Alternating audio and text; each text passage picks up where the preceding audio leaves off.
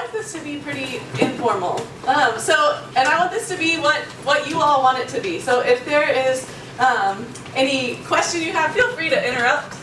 If there is something that you'd like to hear more about that I've just kind of moved right past, stop and say, hear more about that. If there's something you don't want to hear any more about, just raise your hand and say, keep going.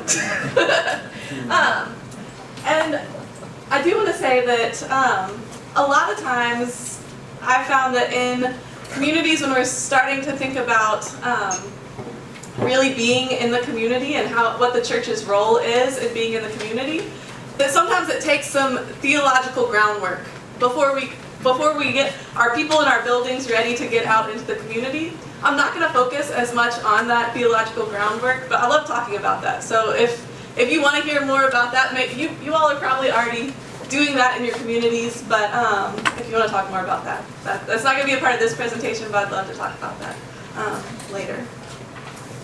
So, asset-based ministry. You can go to the next slide. Just a few acknowledgments. A lot of what I'm drawing from is from a wonderful resource called the Asset-Based Community Development Institute. They have a great website, and the toolkit on that website, it has PowerPoints already made. You might, only 1 or 2 slides from this will you recognize from their PowerPoint, but if you're trying to take this back to your community and share it with them, that is a great resource.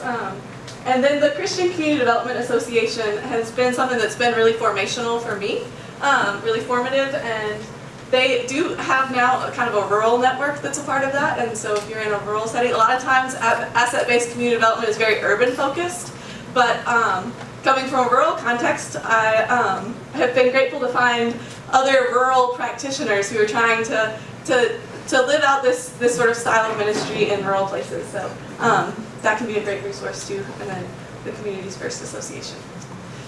So, as we get started, how would you all feel if when I first got up here, I started like this?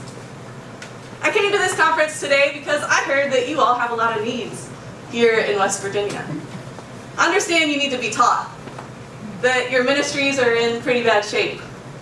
Your theologies need a little shifting, a little rethinking. And I think that I can help you with that. So get ready, take some notes. Since there's so much work, why don't we start by making a list of needs? What are all the needs that you all have? What are all the lacks, the things you're lacking? What are all the things you need to learn from me? What are all your weaknesses? We start that way. How do you feel? How do you feel right now? Defeated already. Defeated already, yes. Not very good. Maybe some of you started making that mental list of your weaknesses, your lack. Maybe you already felt inadequate, or maybe now you're mad at the nerve of this presenter to think that you were just reduced to a list of needs and deficiencies. Coming up with that list of needs or weaknesses doesn't help us feel very capable, does it? No. We don't feel ready then to go back to our community, our congregations, ready to lead. But so often this is how we go about ministry.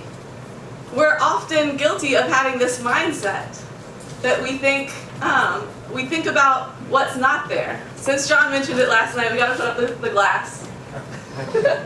We got the glass that's half empty, half full, and click one more time. The top half is often where we focus when we start thinking about ministry in our community. We think about what do we lack, what do we need, where is there deficiency? And it is good to be aware of these things. Those things exist. We don't want to just pretend there are no problems. But you can't build on things that are broken. You can't build on nothing or on deficiency. And so we're going to spend some time today thinking about the bottom half. About what our individual and our community assets are, what are our capacities. And as John so beautifully shared last night, this is the way that God thinks about things. God's divine economy of abundance. When God views our communities and our ministries, God sees beauty and abundance and gifts and capabilities. Sure, we all have things that we need to grow in. We're all still moving on to perfection. But our fundamental characteristic is one of abundance and of giftedness. We have assets and capacities. and we are enough. Using the gifts that we have already been given, the hopes and desires that we have for ourselves, our churches, our communities, we can build an even brighter future. This past week, as I was reading in 1 Peter, I came across a verse that I thought just fit with this. I was kind of surprised as I was reading it that this is what I'm going to be talking about. So I wanted to include it here. There's lots of scripture that we can look at about how God works in community, how God is abundant. But here are these verses from 1 Peter 4. Above all, show sincere love to each other, because love brings about the forgiveness of many sins. Open your homes to each other without complaining, and serve each other according to the gifts each person has received, as good managers of God's diverse gifts. Whoever speaks should do so as those who speak God's word. Whoever serves should do so from the strength that God furnishes. Do this so that in everything God may be honored through Jesus Christ. To him be honor and power forever and always. Amen. So the three of the things that stood out to me about this passage, first, it highlights, we can just stay on that for a second, sorry. It highlights the supremacy of love. That above all, we are to sincerely love one another. And to love as we want to be loved.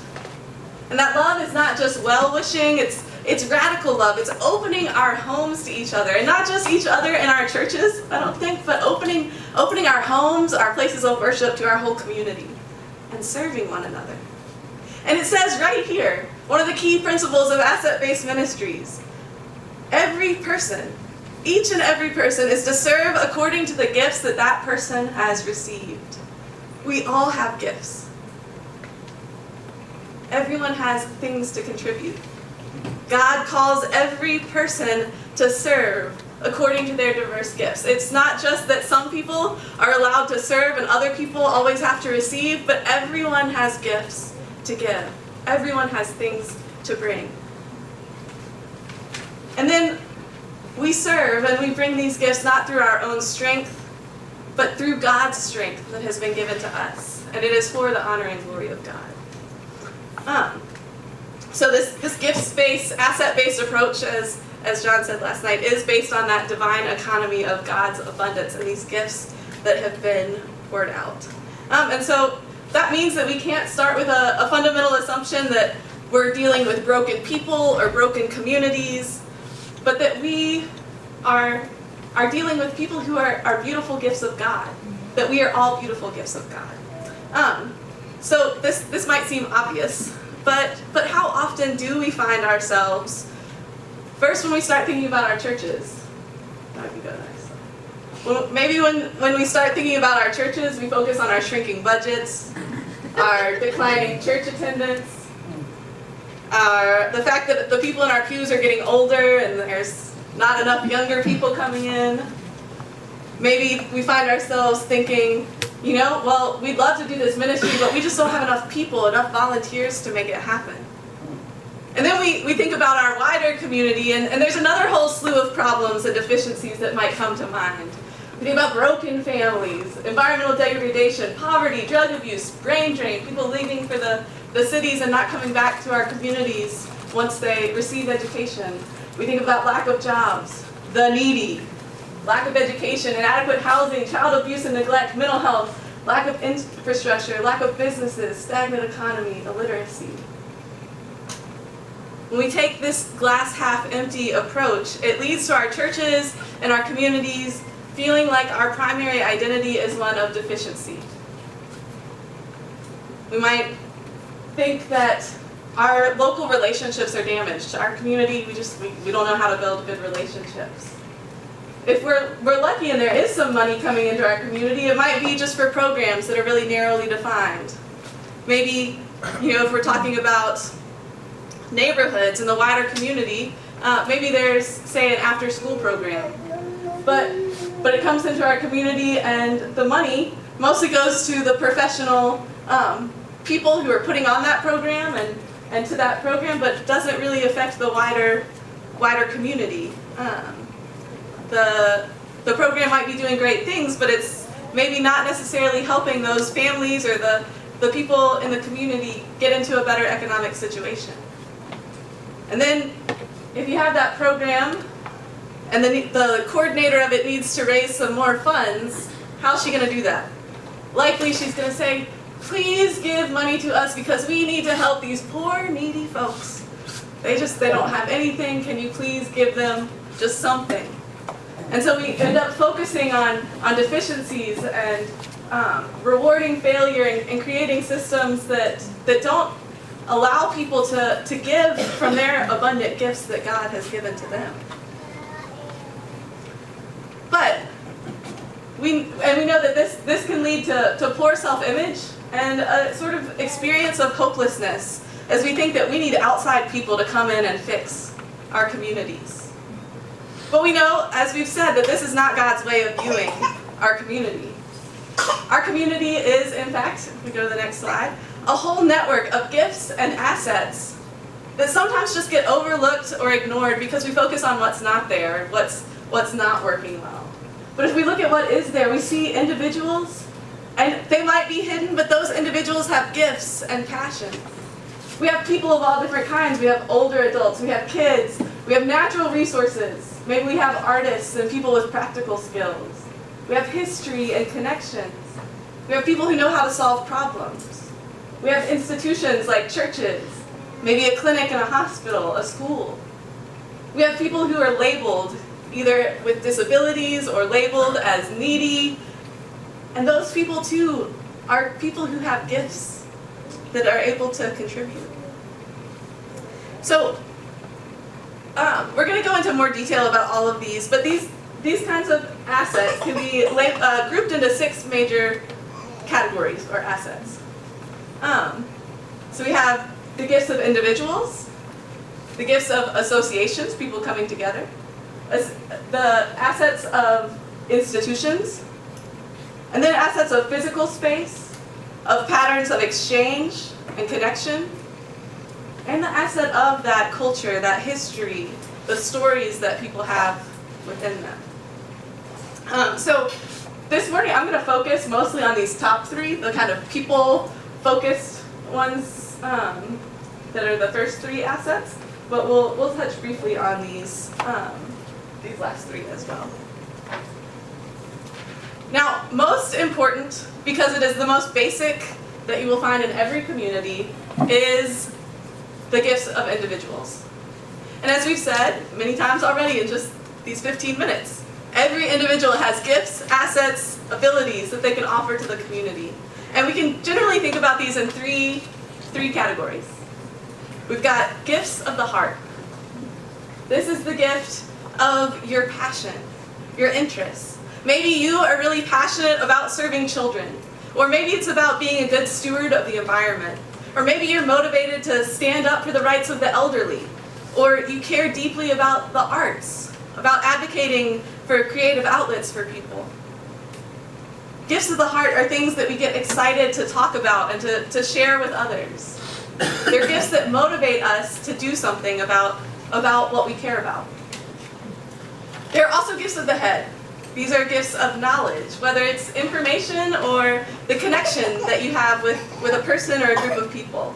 It might be knowing how to apply for public assistance. It might be knowing how to write and apply for grants.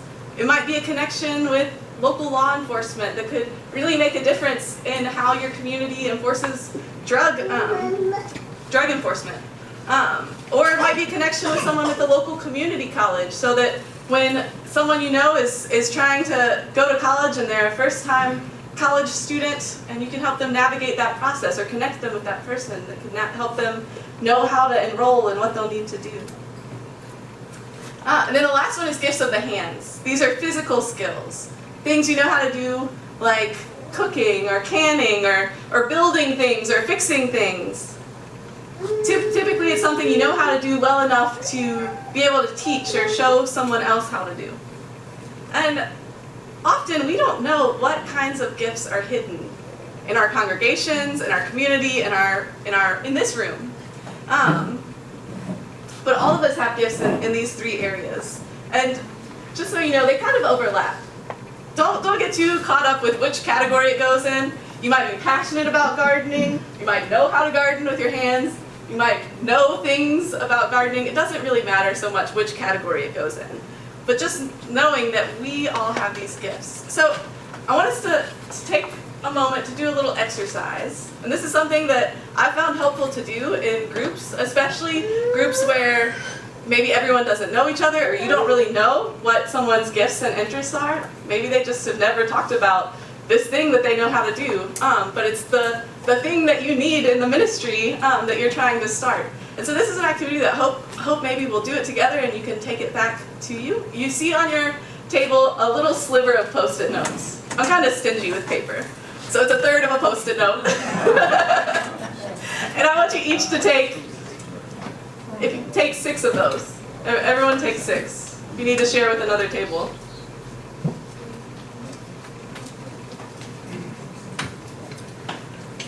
And on your 6 Post-it notes, I want you to write 2 gifts that you have in each of these areas. And to narrow it down a little bit, because I know we all have more gifts than we could write on two-thirds of a Post-it note.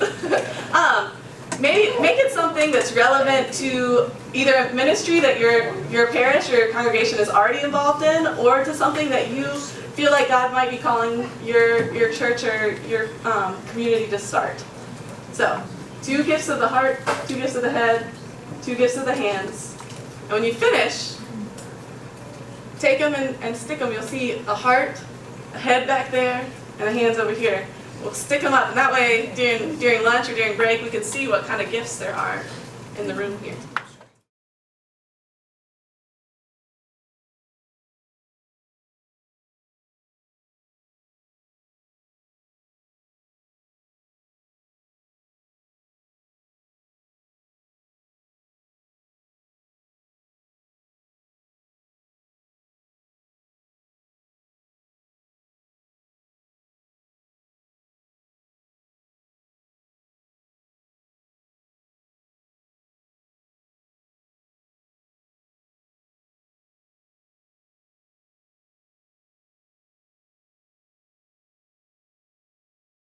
We're starting to build relationships with the teen boys in the neighborhood.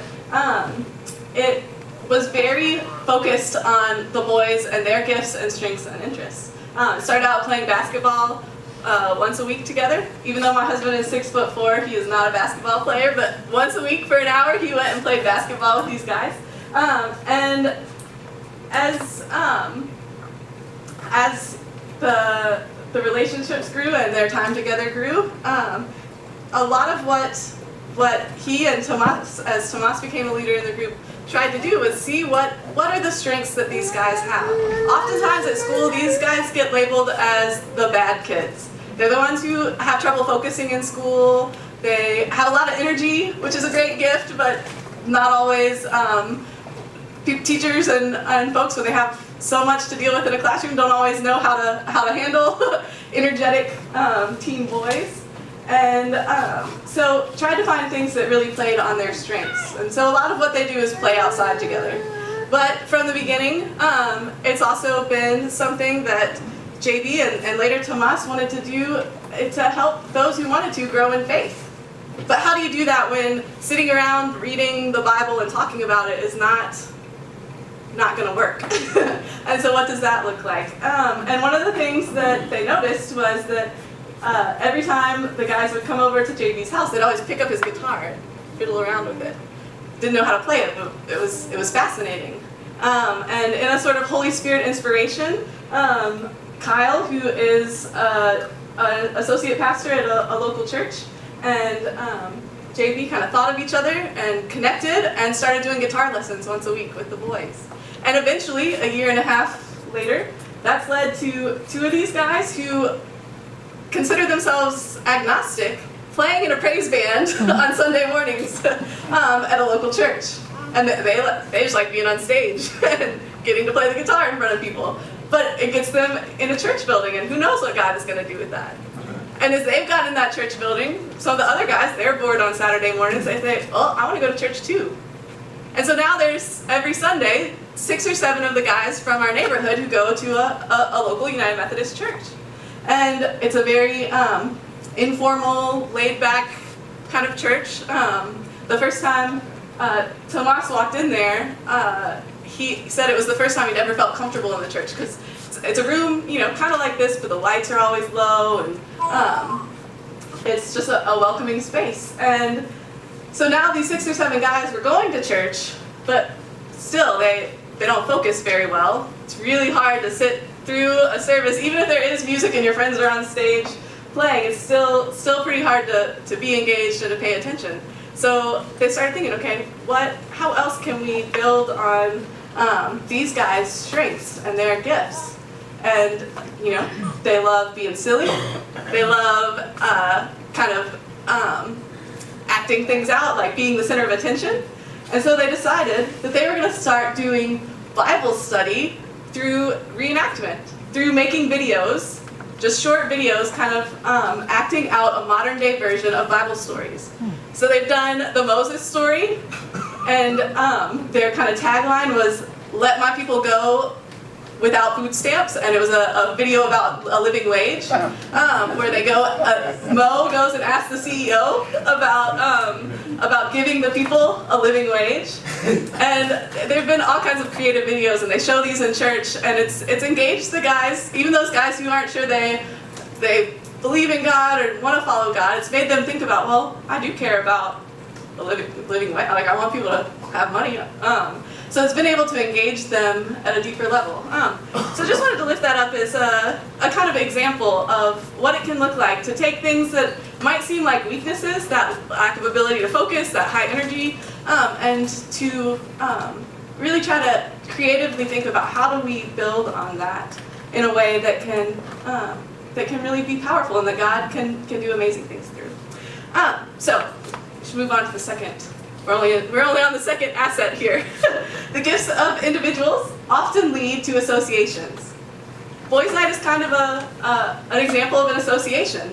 It's 2 or more people coming together, joined around a common activity or interest, usually sharing a common passion or concern. Sometimes associations have a small paid staff, sometimes they don't. But the key is that the unpaid members create the vision and engage in the work to achieve whatever that association's goal or purpose is. So it might be formal, it might be things like the Lions Club or the PTA or an AA meeting. It might be things that are informal, just like a kind of informal book club or a group that gets together and knits or a group that picks up trash on their street. Associations, especially these informal ones, are often hard to find, but they are wonderful assets to build on. But finding out both about these individual gifts and the associations requires intentional seeking and listening. One of the things that I've learned living in rural communities is that even in places where everyone knows each other, there are always people beyond your circle of connections. Even if everyone has lived here their whole life, there are always people that you don't really know them, or even if you know who they are, you don't know what their gifts are, what their passions are. I think it's often a myth that we have in rural communities that we're all as connected as we think we are. There are strong connections in rural communities, but there's also room to learn and to discover gifts. So in many places, people who are seeking to do asset-based ministry use a process sometimes called asset mapping, which is really just intentionally seeking and kind of looking at, laying out what are the assets of this place. And a lot of times this involves interviewing neighbors to discover their gifts and passions. So you hear about this a lot in places where people live together, like in neighborhoods, in cities. It's pretty easy to do in trailer parks. But for folks who live in a very rural setting, it can be hard to really go around and to talk to neighbors and to find out. Sometimes our communities don't even have, they've lost that community gathering space. And so finding those places where people are still gathering can be difficult. So I want to share with you one more video. This is from the community of Todd, which is about 15 minutes away from where I live in rural Northwest North Carolina. And the past 2 years, they've been engaged in a listening project that's been led by a local United Methodist Church. And this video gives a glimpse of their motivation and their process and what they learned. So we'll watch a little video and then I'll share a little bit more about it.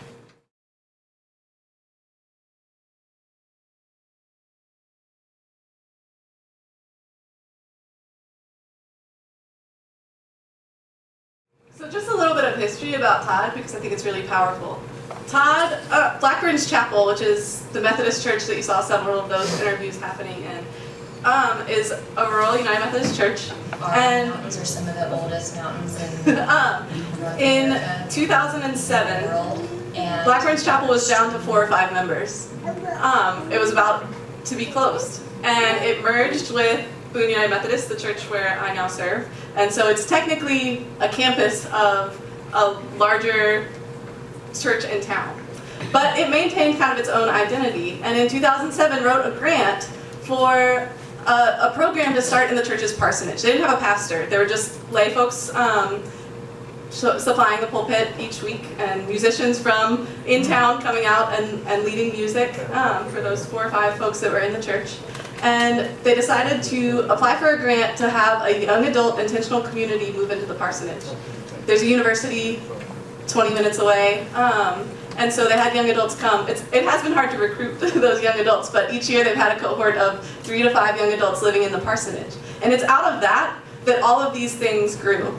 That the Listening Project came out of, that a community garden has grown from, that a partnership with the local elementary school where they do tutoring, and it's really become a source of vitality, so that now a lot of those original members are no longer living, the ones who were there in 2007, but the church has grown, and there's 35 to 40 people in worship on every Sunday morning there now. So it's kind of a resurrection story. So just wanted to share that little bit as a word of hope too, that seeing the gifts of their community and really trying to build partnerships, they've been able to flourish and to continually seek the flourishing of their community. So as you saw, a lot of the interviews that they did as part of that listening project were pretty formal. They had trained interviewers, which were community members that they just gave a short training to about listening and going out and doing these surveys, and they had note takers. And they asked questions like, what do you like best about Todd, and what are ways you're involved in Todd? They asked questions about what people would change if they could change something, what they'd want to see change, and they asked questions about how the church could be at its best involved in the community and in individual lives. They asked people what they wanted to learn and what they could teach. And they asked about resident social networks, who they were connected with, who they called on and if they needed help with something. And they also asked who else they knew who might want to be interviewed. And so in Todd, where there's not a single neighborhood, like there are no houses that are together with a sidewalk in the community of Todd. It's a rural community, like many of you might live in. But they interviewed 118 residents, which I think is pretty incredible. And they also did this informally, just through talking with folks they encountered. And as you heard mentioned in the video, they were asked to fill out a kind of extensive skills inventory so that connections could be made when certain skills were needed. And they kind of adapted that for a rural context. Now, I think it would be great if all of us could lead these kinds of efforts in our community, but I realize that's probably a few steps down the road for most of us. But all of us can start by asking the people around us a few of these questions. Questions like, what have neighbors done together here in this community to make this a better place? We can ask people about their passions and skills, their hopes and their dreams for themselves and their community. We can ask them about challenges that they feel are standing in the way of those dreams. And through that, we can begin to maybe see what God's dream is for our communities. If individual gifts are at the heart of community assets, then listening and paying attention are the primary tools by which we discover those assets. So I want to take 2 minutes to do a listening pair activity. Have any of you ever done listening pairs before? It's kind of a fun thing. So a lot of times, even though we like to think that we're good listeners, most of us aren't really good listeners. We either, as we're listening, we're thinking about what we're going to say, or we're interrupting and trying to connect with someone through speaking with them. But what we're going to do now is break off into pairs. If you don't have enough to have a pair at your table, maybe mix up a little bit. And each of you are going to have 1 minute. So choose who's going to talk first. And you'll talk for 1 minute, and then the other person will just listen, not saying anything. And then you're going to switch. And the person who listened will talk, and the person who talked will listen. And the thing I want you to share about for 1 minute, and 1 minute only, is what have people in your community done together to make the community a better place? We've talked about kind of individual assets. We've talked about associations and groups of people coming together as assets. But another category of assets and resources are institutions. Institutions are things like for-profit businesses, nonprofits, governmental institutions, but they're things that are set apart from associations, and that the people involved get paid to do the work, typically. And last night, John talked about the importance of anchor institutions. But I want to take a minute and talk about in our really rural settings. In our rural communities, sometimes our churches, and maybe the local elementary school, are the only institutions. Any of you live in communities like that? Where those are the main two, maybe the churches and the schools are about all there are for formal institutions, at least in the little town or the little community right around where your church is. There might be a county seat where there's some other institutions, but that might be 20 minutes away. And so what does that mean for building partnerships?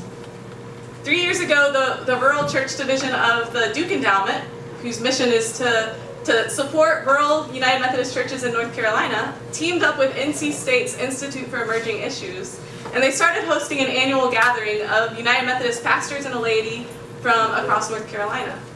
And they called this gathering Rural Churches as Anchor Institutions. And it was a time to come together and to brainstorm and learn and create plans for how we engage our community and build partnerships when our churches might be some of the most stable and viable institutions that exist in our places. And we think about how we can best partner with our schools and with health departments, with the local government that has jurisdiction over our region, even if they aren't located right in our community, and how we can create and work towards the kind of abundant, flourishing places that we know God wants our communities to be. So for these first 2 years, it's just been for North Carolina churches, but I'm actually in the process of trying to work in conjunction with CCDA, the Christian Community Development Association, to try to open it up. And so to be, if we are able to expand it and have it beyond North Carolina, I would love for you all to come and contribute and share and learn with us. So I'll email Thomasina and That'd be great. Pat if we're able to do that, and it would be great to have more of a regional collaboration in how we as rural churches can come together in that way. So churches and schools are often our biggest institutions, especially in rural communities, but maybe your community also has a library, maybe a community college that's nearby, nonprofits that exist, businesses, health and human service agencies, law enforcement. Institutions can strengthen and create positive impact in communities, but they only do this when they open up their resources to the community. So both associations and institutions have roles to play and are important, but they work in different ways and have different functions. I don't want to spend a whole lot of time on this, but there's a chart here. If you look at this chart, I feel like it's kind of negative towards the institutions, but it's okay. That often the thing that differentiates associations and institutions are that associations really are powered by the people, and it's the citizens, not in a legal sense, but the people themselves, who come together and who determine what an association can be and should be. And institutions, on the other hand, are controlled usually in a more kind of hierarchical and their focus is more on production.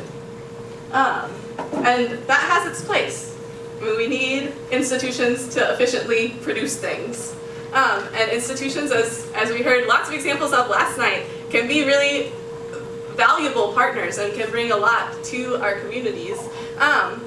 But at their best, they need to be steered in support of what the people want and need, not what the institution wants and needs. So I want to talk for the last part of my time about a program that I'm a part of called Networks. Networks Yadkin is a part of a national affiliation, and often when you're looking for a one-word label for what Networks is, an anti-poverty initiative is what's used. I don't really like that language, so I tend to avoid it, but it might kind of convey something about what it is. It grew out of, have any of you heard of Networks USA? No. Have any of you heard of the Circles USA? Are any of you involved in Circles? No. So Networks grew out of Circles from some kind of shifts in values that Networks wanted to kind of focus in a different place and really focus on poverty holistically, and to look at how do we secure well-being together. That's the tagline. So I'm involved with a Networks program that's in Yadkin County, which is a rural county in the Piedmont, not quite up in the mountains. And Yadkin County had a Circles initiative. It was one of the first Circles initiatives in North Carolina, and then helped launch Networks in North Carolina. And when we were doing that, we looked at the gifts that we had, the gifts of relationship that the people who were helping steer it had. And what we had was a lot of relationships with folks in the rapidly growing Latino community. And so we decided we needed to start offering Networks in English and Spanish. And so Networks mainly consists of a weekly meeting that brings together folks across all kinds of different lines, socioeconomic, cultural, racial. And we share a meal together every week. And then there's some type of programming. Initially, usually you go through kind of a 15-week class. And then from there, keep working on goals. So, in the Networks community there, we decided we needed to start reaching out into the Spanish-speaking community. And that was our first class there in the bottom right-hand corner. You see, we had a little bit of diversity in there. There were some Anglo folks and some Latino folks. And in our Circles program, one of the biggest problems had always been recruiting. How do we get more people to come to Circles? What we found when we started Networks is that the folks who came and were a part of that first class became our greatest recruiters. We haven't had a recruitment problem since. They told their friends, their neighbors, their family, and we've had 3 more classes since that first class. One of the things that I think has been really beautiful is to see the way that Networks has really embodied kind of the guiding principles of asset-based ministry. So I'm going to go through those in just a second and talk about how those have been lived out in Networks as just sort of an example of what that can look like. But first I'm going to tell you about these three. Yeah, we'll get to that in a second. Sorry. No. I skipped ahead, but I'm coming back. So I want to tell you about these 3 ladies at the top. Because what has been beautiful to see in Networks is that the folks who have come, and it's been primarily women, just 1 or 2 men, have really made the program its own. And so it has become something that is driven by the people who are there. And Anna, who's in the center, she started out with the first class. She was our translator for the first 3 classes. But the class we just started in March, she is now facilitating. And then Reina also graduated from the first class, and she now coordinates an ESL program through networks, because that was one of the things that the women really felt strongly that we needed in our community. We had had one, and there was a partnership with the community college, and for various reasons that had not been able to continue, and so she helps lead that. And then Maria here was in the most recent class, and she's now leading other groups and gotten some training through a Latino credit union in branch in Winston-Salem, and teaches financial management classes to the other folks in our community. And so the women who have come into the program are now leading the entire effort, and that's been really beautiful to see. So we'll go to that next slide now. So these are kind of the 12 guiding principles for asset-based ministry, and want to share just sort of what that looks like in networks, and maybe you can extrapolate to your own ministries what that could look like. So everyone has gifts. In networks, we talk about this the very first night that folks come, and we talk about it through using the word reciprocity, which is a new word for a lot of folks, but by that we just mean everyone has gifts to give, and we're all going to share in kind of a give and take exchange. And so on our Monday night meetings, that looks like we have a reciprocity board. It's a dry erase board with all the things that need to get done that night, like serving dinner, setting up, cleaning up, doing the dishes. And each week, everyone writes their name on what they're going to do that week. And every fourth Monday of the month, we have a potluck, kind of emphasizing usually we have churches and other organizations provide the meals, but we also have gifts to bring. We have amazing cooks in our group, and so we eat really delicious Mexican food every fourth Monday. If you're coming, come on a fourth Monday if you want to come visit us. But we really try to highlight and emphasize that everyone has gifts to bring. Maria, who you saw on the last slide, as we were talking about budgeting and ways that we could save money, she said, well, you know what, I really love couponing. Can I teach folks how to coupon? A lot of the women don't know how to coupon. And so she brought that gift to the group, and it was really informative for everyone to learn how to save money with coupons. But really making space for and seeing the gifts that the community has is something that, as we've said, I've probably said 1,000 times already, is really key to asset-based ministry. Second, relationships are what build a community. Everything that we do in networks is seeking to build community. Even though we go through a 15-week curriculum together, it's not about what we learn in that class. The class is just a vehicle for building relationships with each other. And so often every meeting, every time we come together, we start with something we call new and goods. We go around and we share just one thing that's new and good in our lives since the last time we were together. It helps us check in with each other and nurture that relationship. And a beautiful thing happens that when someone comes in and they're having a terrible week and they're feeling really kind of down and they say, I don't have anything new and good, this has been a terrible week. Then someone else in the group will say, no, remember what happened on Tuesday?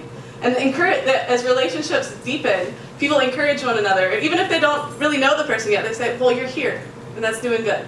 And then we close each gathering with appreciations, just a chance to verbalize, go around in a circle again and say, I appreciate you for what you contributed tonight, for being here, for helping me last week when I was moving.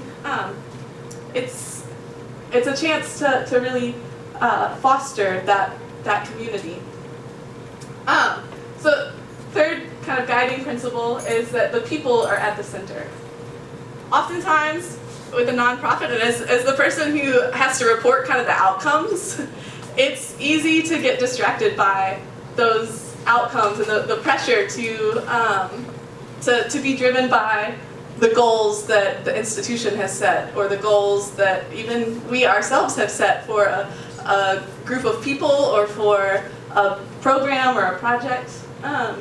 But it's really important to keep the people at the center and to not let those goals or those desired outcomes be the driving factor. Fourth, leaders involve others as active members of the community. And this can look a couple different ways. Sometimes it looks like partnering and bringing in other communities. So like with networks, our adults have their class they go through, but they bring their children on Monday nights, and they go through their own curriculum. And we have about 54 kids in the children's program, so we have big families.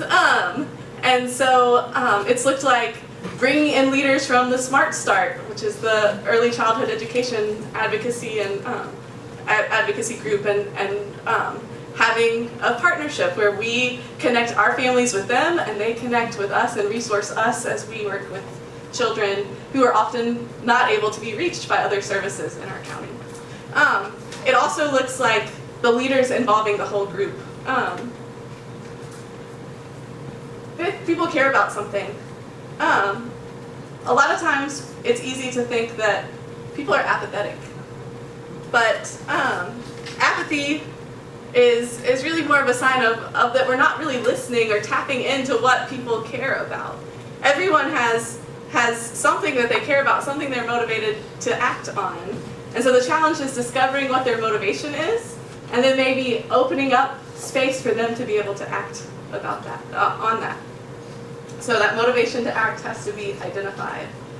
Often as we've done here a little bit today, and as we have heard about in the Top Listening Project, listening conversations are critical to discovering individual motivation and to inviting participation. How many of you have ever sent out an email trying to get someone to be involved in something? You send out a mass email saying, we need volunteers, or come help, but it doesn't really get any results, right? But then maybe later that week you're listening to someone and they're talking about this thing that they're passionate about, and then you're like, you're passionate about this, you love working with kids. Well, we have a program with kids. Would you like to come and participate with this? That one-on-one listening conversation, and then asking. This is something that I'm really bad at. I tend to have this sort of like guilty feeling, like I don't want to ask someone to do something because they're already busy, they have 1,000 things to do already, I don't want to put another thing on their plate.